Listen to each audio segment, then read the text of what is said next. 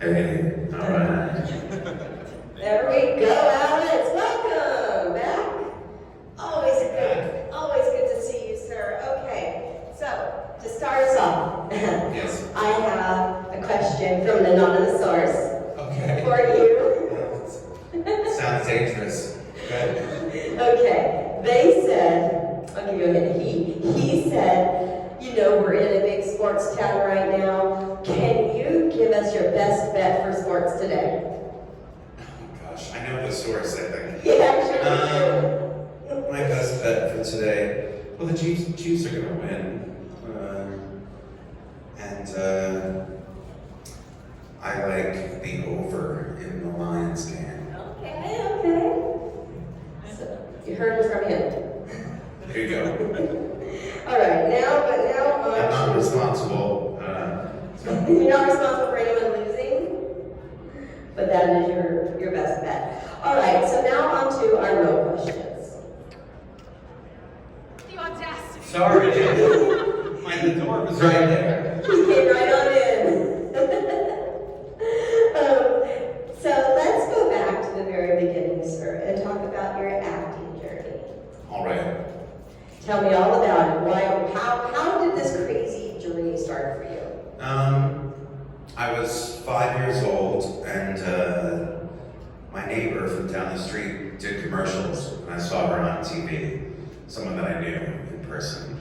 I thought that was really cool. We wanted to just maybe do a commercial, so I started going on auditions in New York City. Got a manager, went to her manager, and I started auditioning for things, did a couple commercials. I did some print work, I did a few commercials. And Child's Play was one of the first film auditions that I got ever. And I booked the role, and the rest is history, so they say. 36 years of traumatic history. Before we get into the Child's Play questions, I was looking at your filmography. Am I what? Your filmography. And there are a few things on there which I haven't seen, but I'm super curious about, wondering if we can talk about. Yeah, let's talk about my terrible movies. Can't wait. Just because they're terrible does not mean they're not great. That's true. Okay. World, I suppose, yeah. Yeah, so let's talk. Can you tell us about Dead Country, 2008? No, I don't remember a thing about it. How about House Guest Massacre? I wrote that. I got hired to write that script. So I wrote it, and then they kind of convinced me to act in it. They were local people in Florida, and we made it in maybe 10 days for about $500. Wow. Yeah. Wow. So were you... And it shows. What? And it shows. Oh my gosh. But I mean, 10 days, that's a short It was time. fun. It was actually a really fun experience to take a film from start to finish. Yeah. Not an easy thing to accomplish, whether you have money for it or not. So yeah, it was a little challenging, but we had a good time with it. Did you have anything to do with the post-production of it? I did all the sound work for it. I own a recording studio. I'm an audio engineer, sound engineer, producer. I've done sound for like maybe 6 features, a bunch of shorts. Yeah. So, do you know where we might be able to find this movie? Because I couldn't. I plead the fifth on that. Oh, now I'm I actually don't know. Now I'm on a mission. Yeah, Trying to find this movie. Good luck. Okay. Last but not least, 2019, The Dark Military looked very I interesting. don't remember too much about that. I filmed. I'm asking you weird questions, guys. Don't. I filmed a scene in a hotel room at a convention on that one. That one I know is on Tubi, so we can check that one out. Okay. He's like, please don't. Okay. I don't know. Maybe it's great. We will find out, right? Okay, so Chucky obviously made a comeback, and you got to make a comeback as Andy in the last two films and then in the show. Can you elaborate on what it felt like to reprise this role after so many years? Yeah.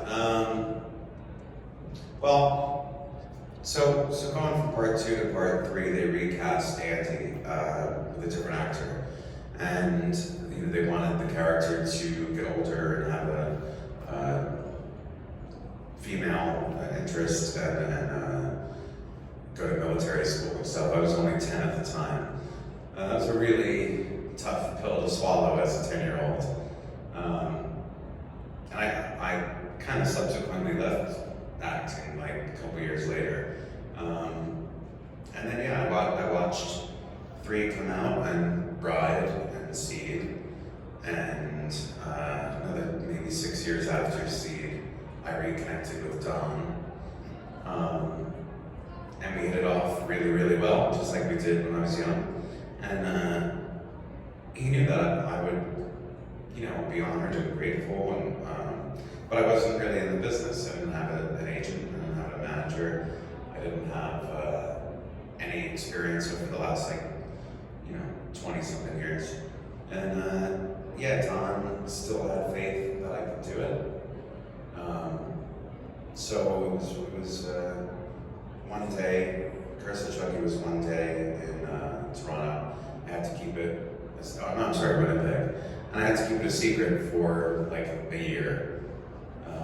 It's actually supposed to be the last scene of the film, but someone in the upper echelon of NBC didn't want us to murder Alice, which was supposed to happen, so things got changed, and they moved my scene to after the credits, yeah. Which is fine, that was fun. I thought that was great. Unfortunately, then they only put it on the unrated version, and then they put the normal version on Netflix. So, foiled again by Chucky. Oh, but it was such a treat to see that. And then you had a much bigger part in the next one. Yeah, Cult was really, really fun. Also in Winnipeg, freezing cold, like 25 below zero type of cold. So it was a tough shoot, but really, really fun. I had some fun stuff to do in that one. And Andy kind of had his badass revengeful moments. So that was cool to play. It was great when you see what happened to Chucky. You're holding him hostage. Yeah, he got me back for that one, I guess. Yes. Yeah. You played a dangerous game, sir. It's typical. And then you went on to the show, and again had a much bigger role. You just grew and grew and grew from that. So, what was that like? To really be immersed back into that character. The show was incredibly fun to film. It was a much longer experience, many months, entire summers in Toronto, dinners with Jennifer Tilly and the family. It was a really fun experience. I don't act often, so it was a bit overwhelming at times, but yeah, we had a really, really great time, and we were super proud of the show from the first season. The second is actually my favorite, and then the third just felt like a fever dream. You filmed that during COVID, right? The first one was during COVID, or the second one? The first one was during COVID. Yeah, they had when we got to Toronto, a lot of places still weren't even open yet. Yeah. What were some of the biggest challenges in filming in that crazy time? Yeah, masks, not just masks, but because you have makeup on, so it's got to be like a shield. Yeah, wearing shields, about taking 3 COVID tests a week, even if you weren't working that day or that week. And they did, so they pick me up and drive me 30 minutes to take a COVID test and then come back 3 times a week. And that was Canada, so they had quarantine law, right? Yeah, that was the other part, yeah. When I got there, I had to spend 14 days in a hotel room or apartment, sort of, and I wasn't allowed to leave the room. The government was keeping track. You're not allowed to leave the room for 14 days. And I smoke, unfortunately. So I got in trouble for smoking on the balcony, which is ridiculous, because what else was I supposed to do? You're outside. Yeah. They kicked me out of that place after a week. And it was the best thing to ever happen, because I went to a place that I loved much, much more with a huge balcony. And you were able to smoke on the It did work out, but I was really pissed that day. You were able to smoke on the new balcony? Yeah, it was a massive wraparound balcony. Yeah. So can you go back now, back to your childhood, back to baby Alex, talk about your audition for the original Child's Play? Yeah, I auditioned in New York. I got a call back in New York. Then I got another call back to fly to LA and audition against a couple of other kids. And so my mother recently corrected me a little bit on this. I went into the audition and everybody was there, all the producers, you know, a whole room full of people. And I got to that line in the audition, and Maggie's a real bitch, got what she deserved. And I didn't want to say that, so I said I forgot the lines, and we started over. And then I got up, and after I refused to say it again, I got up and ran out and locked myself in the bathroom. And then my mother came in and told her what was going on, and she went back and told them. Then she came in with me. They thought, you know, I said I didn't know the lines, and they believed it. So I guess they thought my acting skills were, my lying was impressive. I was made for the business, I guess. Yes, there was also, I guess, a bit of innocence about me that was, you know, perfect to juxtapose this menacing doll. So I booked the role off of that. Do you remember the first scene that you shot, or is it also a fever dream because you were so young? Yeah, I don't remember that word. I know that we shot in Chicago first. All the exterior scenes were in Chicago. All the interior scenes were in Los Angeles for the first film. And we shot in Chicago first. And that was another freezing cold winter. So yeah. I don't remember what the first thing we shot was. Yeah. I mean, it was a long time ago when you were very young. Don might know. I could maybe find out now. Yeah. Oh, ask him. My mom might know, actually. Yeah. Do you have the most memorable scene that you shot in either the first or the second? Yeah, that asylum scene, the breaking down crying scene, unfortunately was more memorable to me than I like. But a little traumatizing, a little PTSD? A little bit, maybe. But also, if there was any acclaim that I received from that film, I got nominated for a Saturn Award for Best Juvenile Performance. So the price of art is expensive sometimes. Do you have the most fun scene that you shot in either of the first two? The second was just kind of fun every day. John LaFia was a really sweet, welcoming guy. Don was on set every day. And we were at Universal Studios. I was able to get on the tram ride, any day that I wanted. I got to walk through the Back to the Future set and have lunch with Michael J. Fox. Yeah, it's all been downhill from there. I don't think so. You made a good comeback over the last few years, sir. You should be proud. Okay, I could go on forever, but this is your show. Does anyone have any audience questions? Yes. It's been 36 years of Chucky, and he's evolved so much. And in the show, there are actual different forms of Chucky. Do you have a favorite Chucky or a favorite incarnation of Chucky? It's not the Colonel, I'll tell you that. Good Chucky was really entertaining. Obviously, there's no such thing as good Chucky, but that was probably the most maniacal thing he's done ever. So I'd say that one. I really like the good guy doll from Cult of Chucky, like the way that the actual normal good guy doll looks. It's kind of my favorite appearance. It's the one that I own too. But I think he's never looked better than in the show. I think it was just fantastic. We're really, really proud of it. Yeah, so for Andy Barclay, there's a gap in the kind of saga of Chucky from and Curse. Yeah. I guess a two-part question. What do you imagine Andy is up to or going through during that period? And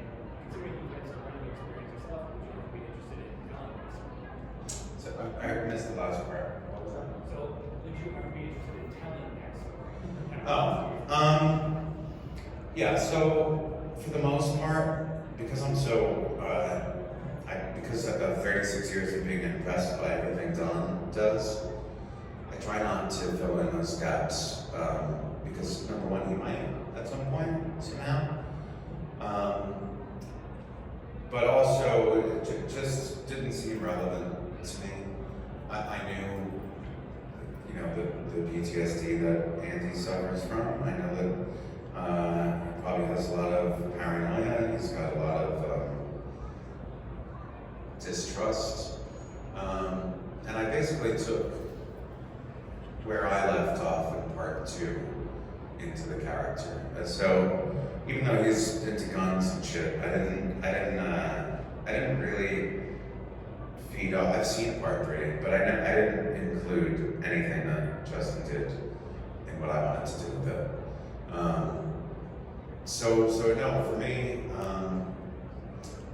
I don't really try to fill that in. I like just very broad concepts of where it was. Yes. So I know you talk about learning audio, and you do like sound, music, and stuff. What's your favorite genres of music that you play with? Well, I've worked with everything. I've worked with, you know, female vocalists, singer-songwriter types, bands, rappers, metal. So I'm a rock fan. I'm an electronic rock in particular. So some of the bands that I've worked with, I've had the most fun experience with, like rock bands. I play piano, yeah, and I play buttons on my computer, synthesizers and stuff. Yeah. I have music, and I put out like 5 songs last year. If you just go to Instagram and then go to my link tree, and then go to my YouTube page. What inspired you to get a studio and take this route? Like, were you always into music and mixing? I was always a huge music fan. Yeah. Yeah, massive. So yeah, in like the late 90s, I was kind of a raver kid, and I would go to raves, and I was friends with some DJs that were DJing in New York, and from there I kind of learned production, you know, for techno music. Really, is where I started, and and that was at like 15. So I've been doing that since then. So you're like, well, I could make a career out of this? No. I'm curious how this developed to this. I can make a career as a producer, yeah. Not like, I'm not going to be a touring musician. I don't think so. Yeah. As someone that has been involved in the genre since childhood, how do you feel about the current state of horror? The what? How do you feel about the current state of horror? Someone that is. Oh, I mean, it's when I was a kid, you know, horror was really kind of disrespected by the mainstream. We were kind of like, for lack of a better term, we were like porn's redheaded stepchild or redheaded doll. But now, I mean, it's come so much into the mainstream with like the last like 15 years, which honestly, I hope you guys realize you are the ones to thank for that. You know, I've been doing horror conventions since 2002, and when I started doing them, there were like 8. Everywhere. Eight total in the country, total. Yeah, there's like Children's Theater, there's like a couple Fangoria. at the time, Fangoria, which was my first convention. But yeah, look at it now. So the current state of horror is thriving beyond belief, quite frankly. You talked about going from 2 kind of back to Colton in the show. What was it like reconnecting with your Christina's and Kyle's character? You have such a great connection on screen. Is that in real life, or was that all great acting? No, when I was young, I was 8, she was 24, playing 17, and we got along great on set. I was like really admired her back then. She was the cool kid. I mean, her in character and in real life. So I was always very fond of her. And then, you know, some people ask, well, did you stay friends the whole time? And Christine describes that as, no, I was 24, he was 8. I was like, hey, is Alex home? So yeah, I didn't see her again until 2011. And yes, the chemistry that we have in those characters is very much a reflection of how well we get along in person. She is my sister, and I'm her brother, and we talk every day. So she's a pain in my ass, but I think I don't know, we have a lot of similarities. Yeah. Most of the Chucky family does. I mean, we call it the Chucky family because we feel like one. You know, the opportunity to work with the same people over a span of 36 years is, you know, unheard of for most people, and especially in this business. I mean, it's all thanks to Don. Yeah. Okay. Why, when you were a little kid, were you not scared of Chucky? Not at all.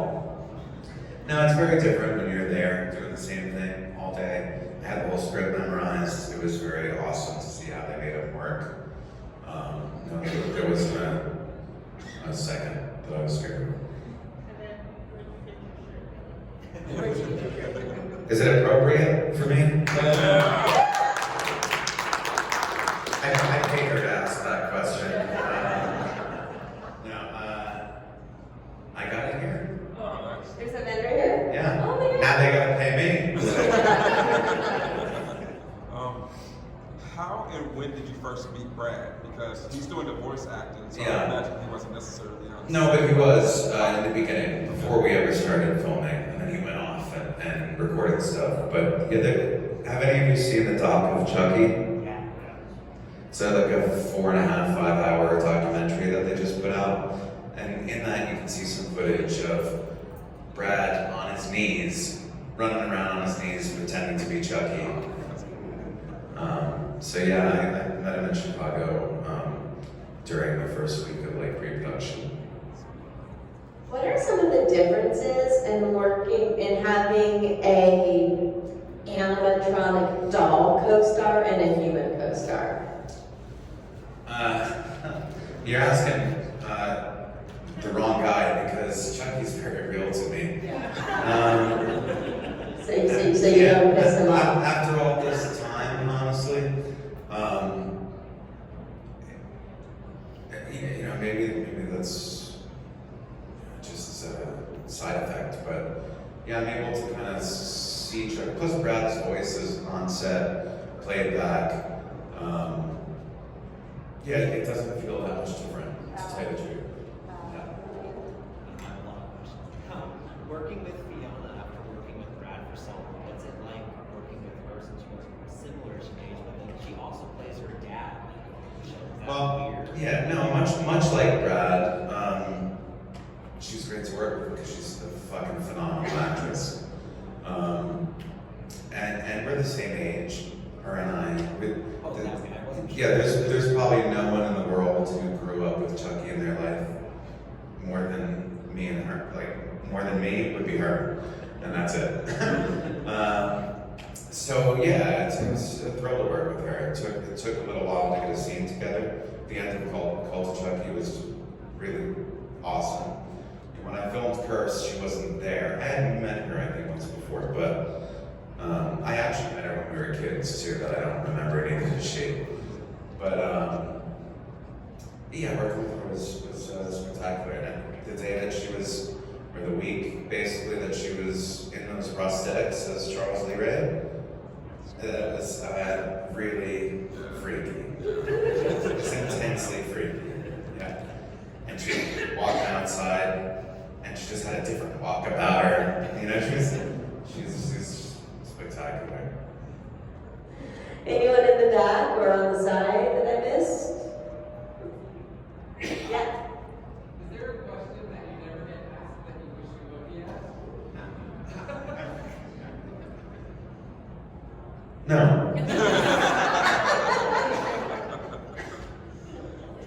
What was it like working when it came to Cult of Chucky with a crazy, dismembered Chucky, and just in general working with all the instruments? Is it different when you're a child when you become an adult? Well, yeah, it's totally different, and I hadn't been acting really in a while, so, but it was really, really fun. And Andy had some cool stuff to do in that film. I got to stomp his face in. I got to have a phone call with Jennifer Tilly. I got to smoke a joint with Chucky and torch his face. So, no complaints from this guy. I just say there's Chucky is obviously cemented his place as like an iconic slasher, and you being the final guy in that franchise. Is there another franchise that you would want to just be able to appear in as just history of horror? As an opportunity to work with some of my friends that I've made from doing these conventions for so long, sure. Creatively, is there a horror franchise that, in particular, not really. I mean, the Terrifier films are doing pretty good, so that would be cool. We'll see. How is Dunn in real life? He seems like such a. How is who? How is Dunn in real life? He seems like such a really cool guy. What are you trying to make me cry? He's the best. Yeah, he's the best. He's incredibly sweet, gentle, considerate, kind, brilliant. And, you know, if you hear any interview of anyone who worked with him, he's unlike other showrunners and directors. He really cares. He'll go out of his way to be generous with his time. And he's always willing to collaborate to some degree if the questions are good. I mean, he's let me, he knows how much I enjoy writing. I've been writing my whole life. I thought he was the coolest thing that he was a writer when I met him as a kid. He knows, and he said to me, I know this thing is as important to you as it is to me. So that gives you an idea. So a lot of years had passed between part 1 and 2 and then the movies, your movies. What were some of the major differences you saw in the technology change of the doll working with our doll? Yeah, the biggest difference is now we can paint out green men, green people. So they can actually be in the frame at the same time. In the beginning, we had to go through painstaking efforts to hide all the puppeteers. Now that's not the case. They can be hands-on, and they take a plate shot, which is, you know, a still frame shot of that setup, and then they can just paint them out. So when people ask about CGI, we've done virtually zero CGI on Chucky himself. There's been like less than 10 seconds of CGI in the entire franchise on Chucky's face. But the advantage of that technology is that we can do things like get rid of the puppeteers. So that's made a big difference. And he's also more remote, which he was wired in the beginning, and now he's wireless. Getting with the time. They used to have a puppeteer wear this like jaw thing and move his mouth to time it with what he was saying to make Chucky move his mouth. And now they can program the dialogue into his mouth, so you can just move it and say it. So it's pretty cool stuff. That's so interesting. Yeah. Watch, you know, at the end of every episode, all 24 episodes of the show, we show little behind-the-scenes things. If you go back and watch some of those on YouTube, you'll learn a lot about how we did it. When I had first met you a while back, Chucky hadn't officially been canceled. Compared to movies, what's the feeling when there's a show that has a story that's still going and you're Well, I mean, yeah, we were all disappointed by it, but when we started season 1, I kind of always assumed we were going to do 3 seasons. We put out 24 hours of Chucky in 3 years, compared to 12 hours of Chucky in 32 years. So, and we end with cliffhanger every single time, if you haven't noticed. So, yeah, we certainly wanted to continue with it, and I think the story's not over. Chucky always comes back, but yeah, just you know, it was disappointing, but rather expected from me. So. Random subject, as a music fan, Yeah. you know, the Ice Nine Kills. So, Yes. thoughts on that? I love it. Well, first of all, Spencer is a really, really sweet guy, really kind. He is a huge fan. I think the whole concept of that band just, you know, demonstrates what an incredible fan he is. I mean, if he wasn't doing any of that, he'd be sitting here in the room. So I saw it as an honor. I was a little distracted when it first came out in life. My first reaction to it was, what the fuck is this? But then it took some time. I learned to really like the song. I understood the video a little bit. I mean, it kind of attacks Andy quite a bit. So I was a little like, what's up, Andy, motherfucker? I was like, dude, was this guy got a beef or something? But that's not the case. No, that's, yeah, I wanted to see him in live, and getting to meet him changed my thoughts on it. I got to look at it from different eyes and analyze it better. I certainly appreciate it. Anyone else out here? Last call before I wrap it up. I will be at my table, which is right on the other side of the door, but don't go through that door. And if you didn't ask a question here, just come by. You can ask me when there. I got one more for you. So, you have so much more experience now in life, in acting, no matter what you think. You're getting old out. You are fantastic, okay? Do you have any advice you would give, like the 7 and 8-year-old you, going into this?